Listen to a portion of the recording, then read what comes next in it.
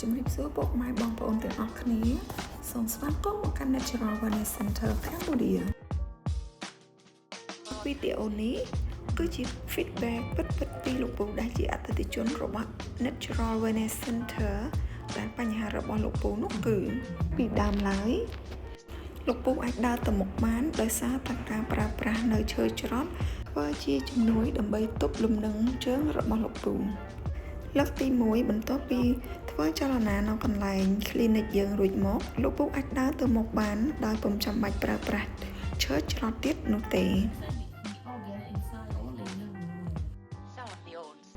សម្រាប់ការទទួលព្យាបាលលើកទី2ពូអាចអង្គុយចោងហោងបានដែលពីមុនគ្រាន់តែអង្គុយចុះងើបឡើងក៏ពិបាកដែរ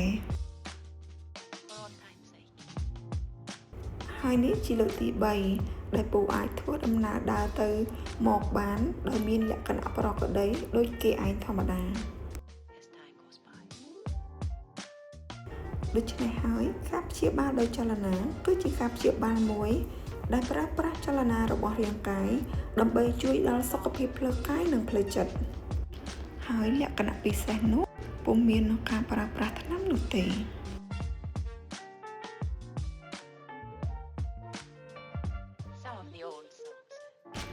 ដោយគ្រាន់តែបងប្អូនធ្វើការតាក់ទងមកកាន់ Natural Wellness Center ដើម្បីធ្វើការណាត់លោកគ្រូពេទ្យដែលមានជំនាញផ្នែកចលនាធ្វើការវិតម្លៃនិងពិនិត្យទៅលើប្រភេទជំងឺរបស់បងប្អូនតាមបែបបច្ចេកទេសវិទ្យាសាស្ត្រទំនើបបងប្អូននឹងទទួលបាននូវការព្យាបាលមួយដ៏ត្រឹមត្រូវប្រកបដោយប្រសិទ្ធភាពនិងសុវត្ថិភាពចាលោកពូសូមសួរទីថាបន្ទាប់ពីលោកពូធ្វើកសែ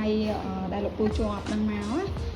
តើមានអារម្មណ៍មិនដែរវាអារម្មណ៍ថាស្រួលខ្លួនជាងមុនអត់ខាងនេះធ្វើមកជាដំបូងវាថាបានដំបូងទៀតផងយើងញ៉ាំតាមអីទេសម្រាប់ទៅច្រត់អាស្រួលទេ